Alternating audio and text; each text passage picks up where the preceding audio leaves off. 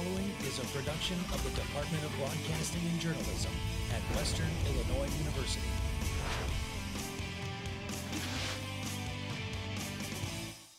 Coming up, students on their way back from Thanksgiving break were troubled by the winter storm yesterday. Some were even stranded. Find out how a couple of WIU students received kindness in their time of need.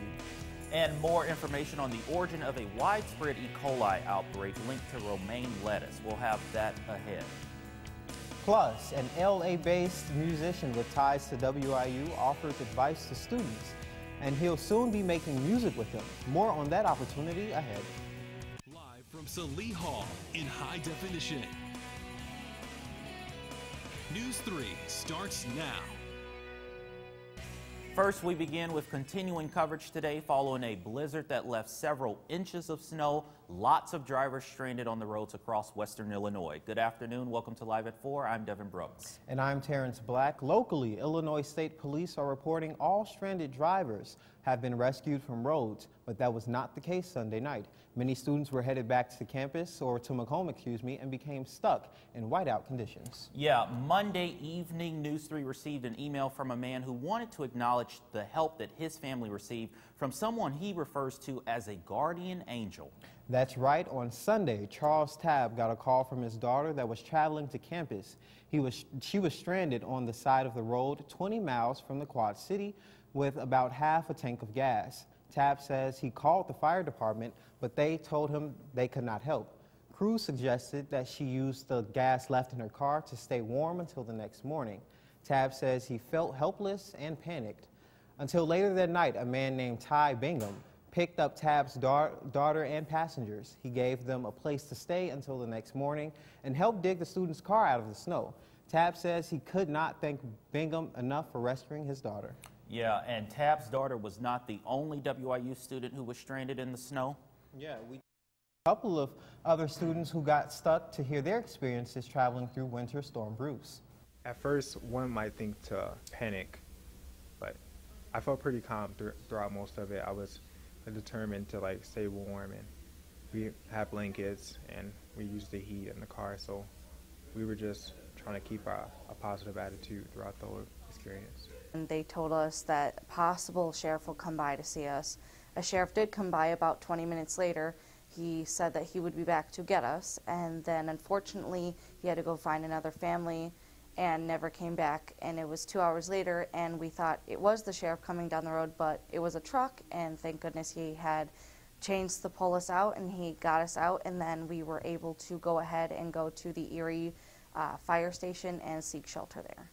Continuing with Storm Team 3 coverage, we're taking a look at what made this past storm so dangerous for drivers headed back to Macomb on Sunday. Yeah, it was bad. Molly Naslin breaks it all down for us in the Storm Team 3 first forecast. Molly? There was a lot going on over the weekend, especially when we came back. We had wind chills as cold as 1 degree with whiteout conditions. It was even colder sometimes, and that snow was not white, fluffy snow. It was wet, and it was heavy, and it stuck to everything. This is a photo behind me taken just off campus at an apartment complex. You can see the snow is stuck all over the side of the apartment. There was gusts in excess of 20 miles per hour. We got about 8 inches of snow in our area.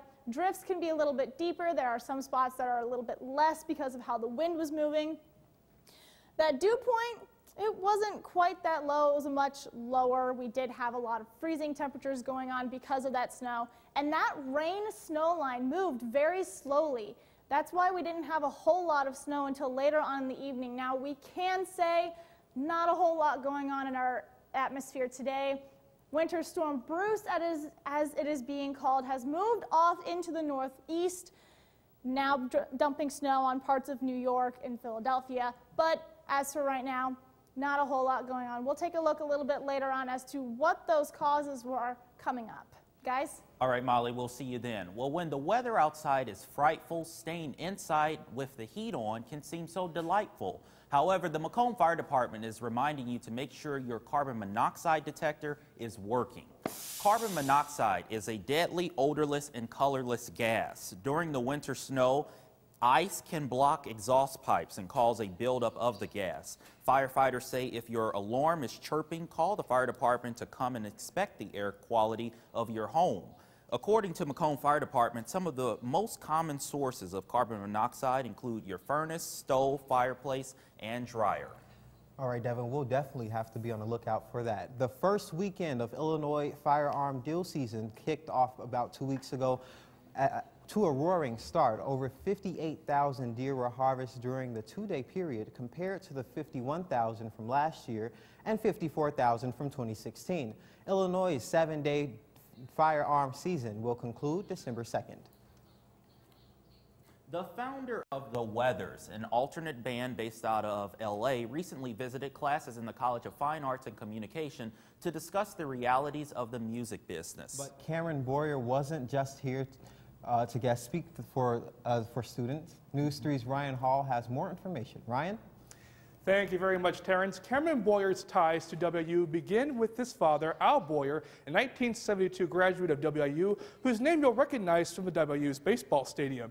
Cameron and his father also came to WIU to work on plans for a musical performance here in cooperation with the University Symphony Orchestra. I sat down one-on-one with Cameron to discuss this and his experience in the music business. The Weathers contains a four-piece alternative band that is based from Los Angeles, California. The group formed together in 2015. In spring 2016, a major opportunity was given to the band, which then right away was the start of a new beginning. We got signed with RCA Records, and then we did a couple tours, both of which were cross-country. Cameron just finished his last cross-country tour in late October and is currently writing new music before the new year. Although getting signed by a major record label is a huge accomplishment, Cameron says it can also be a strange process. It's a very strange world. I mean, it's a definitely, you know, the music industry, I would say, works definitely way different than, I guess, any other industry. You know, when we got signed, it was kind of, it was funny because we were all super excited, right? We felt like, you know, oh my gosh, we've made it, we've gotten signed, oh my gosh. But no, that's when the real work starts. On his recent visit to Macomb, Cameron and his dad, Al, came and spoke to classes about being in the music business and the responsibility that comes along with it. I mean, you put your creative mind on the table and you show people what you want to create and kind of reflections of who you are, and then they tell you whether or not it's good enough, you know. And it's really scary because you spend time writing an album and music and you hope that people like it, and if they don't, it's really hard to kind of come back from that. So it's a scary process, but it's worth it when it's working. With being signed to both RCA Records and Sony ATV, life brings many opportunities along the way. And being in the music industry, it definitely shows that hard work pays off in the end. And this is just the start for Weathers as they make their way into the top of the charts. Very cool. Now Cameron is coming back to Macomb in the spring to perform with his own pieces with the University Symphony Orchestra. He says the performances will take place at WIU and at the Legacy Theater in Carthage. Dates are still being worked out. We'll make sure to bring that to you when it's available. Reporting for News 3, I'm Ryan Hall. All right, thanks a lot, Ryan. Coming up on News 3, it's the holiday season, which means there's plenty of shopping going around the country, right, Devin? That's right. That may be true, but could stores be using secret tactics to try and persuade you to overspend? We'll have more on that next. National Broadcasting Society helps the future of broadcasting get the tools needed to succeed in an ever-growing media world. At Western Illinois University, the professional connections students bring to our chapter of NBS have opened doors to networking possibilities that students otherwise wouldn't have.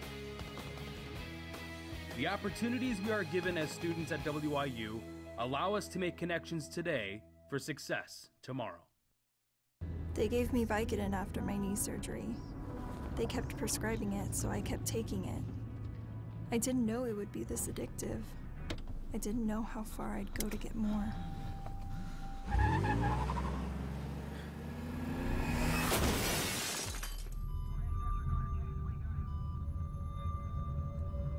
Opioid dependence can happen after just 5 days. Know the truth, spread the truth.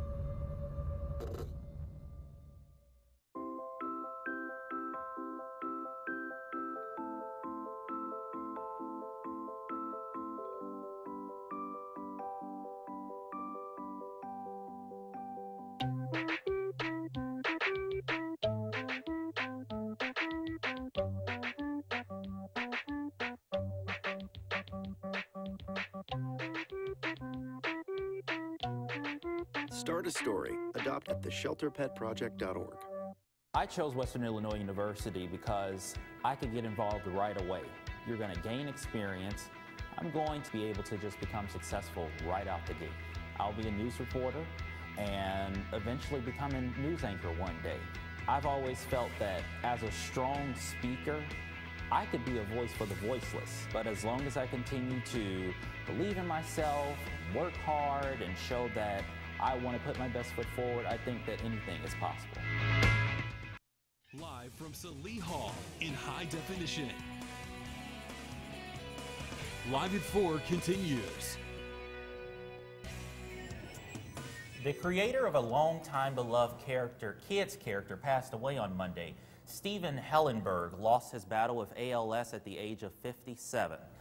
Hellenberg created the popular cartoon series SpongeBob SquarePants. The character has generated more than $13 billion in revenue for Nickelodeon since 1996.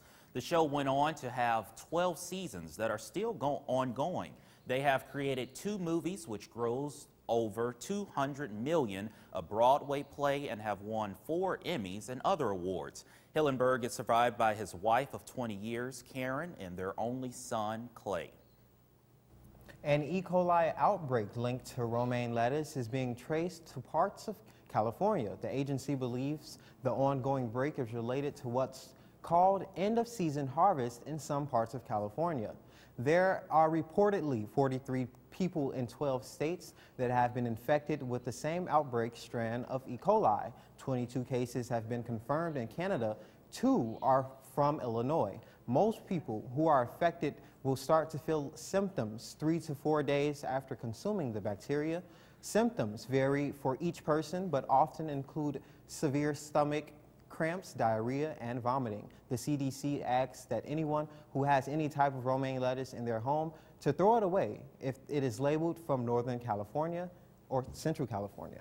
With holiday shopping in full swing, you may be tempted to splurge, but according to experts, overspending when you hit the store may not entirely be your fault. In today's Health Minute, Kim Hutchison explains how stores can use mind games to get you to open your wallet. We may sit down and make a holiday budget full of determination to stick to our priorities. But if those good intentions go down the drain, it might not be your fault. As holiday shopping revs into full gear, here's a look at some of the tricks companies play to get you to buy more. Number 1, putting out alluring scents. Research shows shoppers tend to purchase more premium products in stores with warm scents like vanilla and cinnamon. Number 2, mood music. Research suggests music and background noise may influence shopping habits. A study out of Beijing found shoppers in stores with fast-paced music were more likely to make impulse purchases. Number 3, grouping. Products placed together like a set seem to make shoppers more willing to impulsively buy the items in the display, even if they don't need them. And beware, these tricks aren't limited to brick-and-mortar stores. Online retailers use technology to track your spending habits so they can tailor their advertising with items curated specifically for you. For today's Health Minute, I'm Kim Hutcherson. This past Thursday, Americans celebrated a day of being thankful for what we have. Today, we are encouraged to give to those who are less fortunate. Giving Tuesday is the Tuesday after Thanksgiving. The day was created in 2012 by a group in New York along with the United Nations Foundation. The movement was made to create an international day of charitable giving. Last year, $45 million was raised by nonprofits through Facebook fundraising. All right, well, coming up, find out when we'll be seeing a high in the 50s. That sounds warm. Right? Just in time to melt some of that snow, hopefully all of it. We'll have that right after the break. I started to think about doing broadcasting my freshman year. I started calling some football games for the freshman football team. My high school didn't really have a broadcasting program like some do, And so a lot of my stuff was just PA for different sports, for basketball, for volleyball. And my mom signed me up for a visit to come to Western on a Discover Western Day. And I walked through the doors of the rec center, and Buzz Hoon shook my hand and said, "Zach Stone, I've seen all your footage, I know who you are, and you belong here." And that's what really makes WIU feel like home. Disaster tips from the objects left behind. My home wasn't insured, but you can check your insurance policy now to make sure you're covered. Oh. My savings are lost, but you can put money aside and plan for unexpected disaster costs. We're lost forever, but you can scan important documents now so they survive. For more tips on how to prepare, visit ready.gov.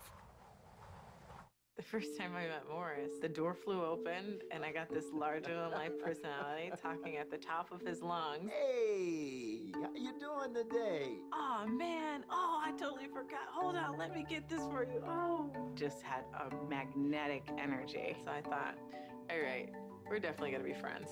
Drop off a warm meal and get more than you expect. Volunteer at americaletsdolunch.org. America, let's do lunch.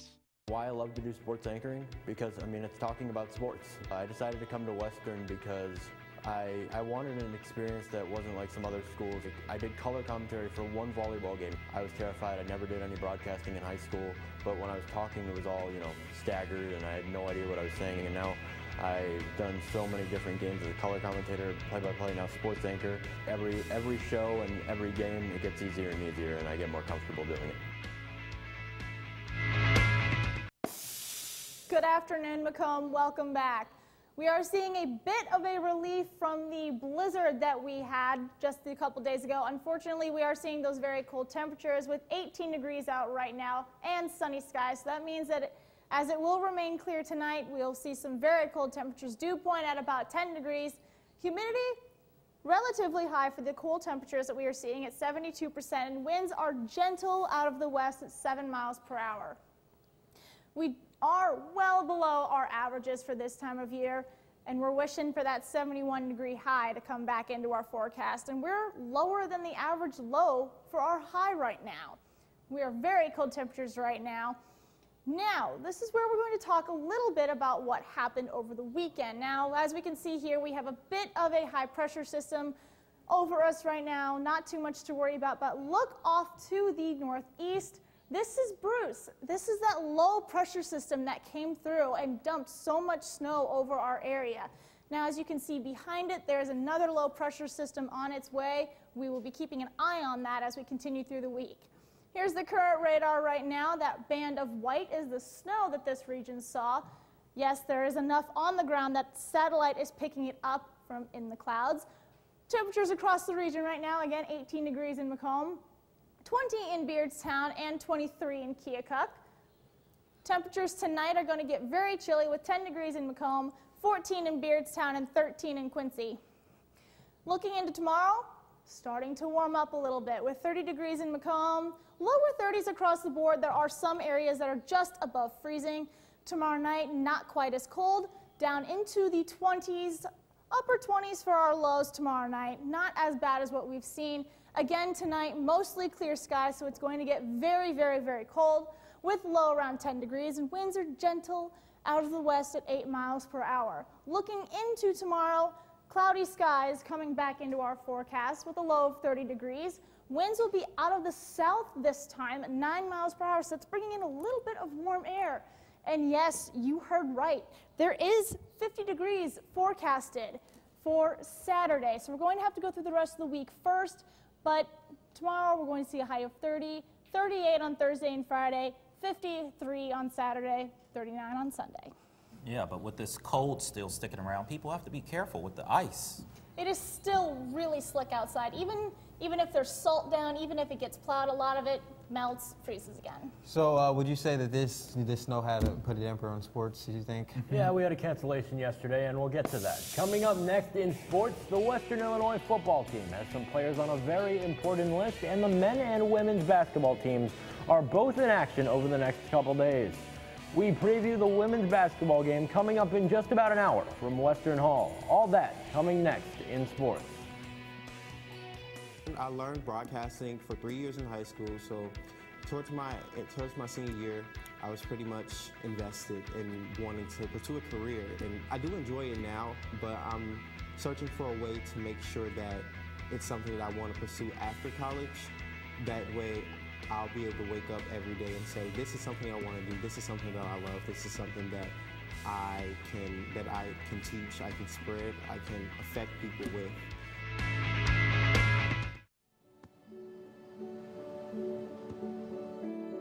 I don't remember how it started. Our back and forth. It always came back. Dad! You probably don't remember what you told me. That was perfect. But I heard every word.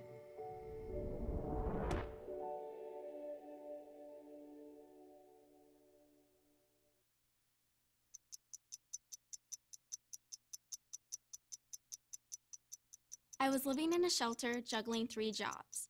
I had to be resilient. That's something that you can't teach.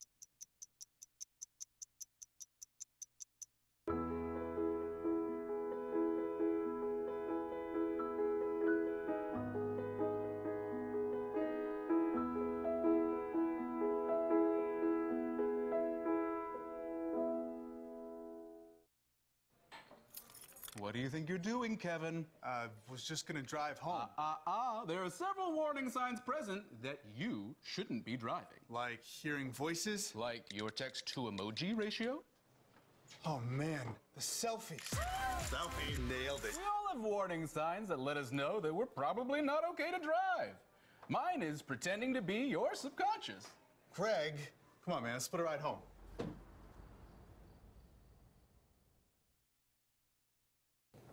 The 2018 season is officially over for the Western Illinois Leathernecks after their defeat at home against the Indiana State Sycamores. But this week, some news was announced that Western Illinois fans are happy about. The Missouri Valley Football Conference has announced that their 2018 all-conference teams include Western Illinois Leatherneck players. They were well represented. Western Illinois had 3 players named to the all-conference first team. Clint Raktovich, who was ranked second on the team with 616 yards receiving and 3 touchdowns. Colin Saunders was named as well, who had an incredible year with 6.5 sacks, good enough for 6th in the conference. Pete Swenson made the first team as well. The linebacker had a sack in every game but one, leading the conference in sacks with 14.5. The second team all-conference player were announced as well. Isaiah LaSure, the senior wide receiver for the Leathernecks, earned the honors with a career year. LaSure caught 4 touchdowns on the season. LaSure had a career-high 170 receiving yards against NDSU. Quentin Moon was named to the team as well. Moon had 7 games with 10 or more tackles this season. Justin Fitzpatrick was named to the team for the second time. Fitzpatrick tied in the Valley at 8 passes defended. Finally, Steve McShane was named to the second team for the 3rd season in a row. He led the team in rushing yards with 672 and was 10th in the Valley in that category. Quarterback Sean McGuire and defensive back Xavier Rowe were honorable mentions. Wow, what a list for the Leathernecks. Congratulations to all the players who were named as all-team selections. A sport that is in season, however, is basketball. Basketball has 2 games this week at Western Hall, men's and women's. First, let's take a look at the women, as they will host tonight William Woods. The game originally slated for last night was moved tonight after the storm that tore throughout Western Illinois. Tip is at 5:30 p.m. tonight. Then tomorrow night, it is the Western Illinois men's team hosting Southern Illinois Edwardsville. Western is looking for their 3rd win at home. First tip is tomorrow night at 7 p.m. What is in a name? Well, around the United States, sports fans have given us the Flying Squirrels, the Sea Dogs, the Iron Pigs, and many more. But some names are above and beyond strange. News 3's Evan Williamson went on the campus of Western Illinois to quiz students on what name is real and what is not. A name for a team is their identity. While most teams have a more traditional name, some teams of all levels have interesting names, to say the least. I mean, the Leathernecks is pretty weird when you think about it. I heard there's one school that their mascot is the Sharks, and like everyone calls them the baby sharks, like the video. Illinois Illinois has a number of weird names for their high school teams. Centralia Orphans for boys and Orphan Annies for girls, Freeburg Midgets, Fisher Bunnies, and many more. One student also has a weird name in mind. I'd have to say the Pretzels. I'm from New Berlin. We could talk all day about weird team names from the Chihuahuas to the Area 51s, but we were curious if students could tell which team names were real and which ones were fake. Biscuits and the Puxatawny Groundhogs. I'd say probably the Biscuits. The Biscuits is A real team. Oh, New Orleans Baby Cakes and the South Bend's Indians. Baby Cakes are real. Which one of these is the Class A advanced affiliate for the Pittsburgh Pirates? The Bradenton Marauders or the Charlottesville Chariots? The second one? No, actually it is the first one. We then asked their thoughts about non-traditional team names. I think that you see so much of the Cubs and the Sox that it kind of is so boring. So many people do that, and like in our area here, they got the Tigers. Like there's several different towns, like there's 8 of them. But I think if you do more generic stuff, you'll be more memorable that way, and you won't be associated with maybe bigger league teams, or you'll be more of your own trademark, I guess I should say. Yeah, I guess. I mean, it'd be kind of funny to cheer on a team with one of those names, you know, like hold up your sign, like. But it'd be kind of fun. That's sports. Coming up, a recent WIU graduate is working his way to $1 million. Find out how after the break. National Broadcasting Society helps the future of broadcasting get the tools needed to succeed in an ever-growing media world. At Western Illinois University, the professional connections students bring to our chapter of NBS have opened doors to networking possibilities that students otherwise wouldn't have. The opportunities we are given as students at WIU allow us to make connections today for success tomorrow. They gave me Vicodin after my knee surgery. They kept prescribing it, so I kept taking it. I didn't know it would be this addictive. I didn't know how far I'd go to get more.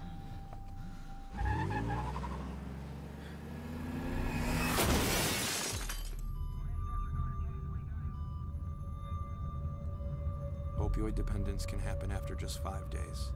Know the truth, spread the truth.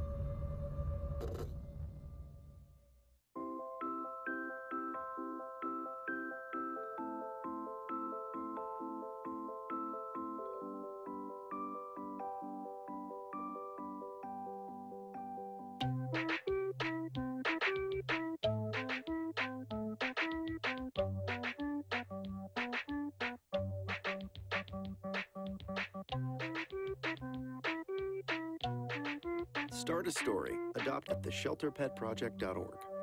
I chose Western Illinois University because I could get involved right away. You're going to gain experience. I'm going to be able to just become successful right out the gate. I'll be a news reporter and eventually become a news anchor one day. I've always felt that as a strong speaker, I could be a voice for the voiceless. But as long as I continue to believe in myself, work hard, and show that I want to put my best foot forward, I think that anything is possible. Take a look at this. Broadcasting grad Mario Calero was on Who Wants to Be a Millionaire earlier today. The National Broadcasting Society held a watch party on campus for WIU students and employees to cheer him on. That's right. He made it to $10,000 so far, and he'll be back on the show tomorrow at 12 p.m. on WGEM if you want to see if Mario makes it to $1 million. Good luck, Mario, and we all hope you win. And Molly, when's the snow going to melt? Snow's not going to be melting until later on this week. Wednesday, we're not going to get warm enough. Thursday, Friday, we can see a little bit of that snow starting to melt. Saturday is when the big melt is going to happen, but then on Sunday, it's going to be cold again. And yes, those are rain chances in the forecast, not snow chances. We're not going to see snow just yet. All right, well, that's all for us today. But we're online all the time. Stay up to date with us, news3wiu.com. Like us on Facebook and follow us on Twitter. Just search our handle, News3WIU. You can also search for us on YouTube and subscribe. Thank you for joining us this evening. From all of us at News 3, have a good night, Macomb.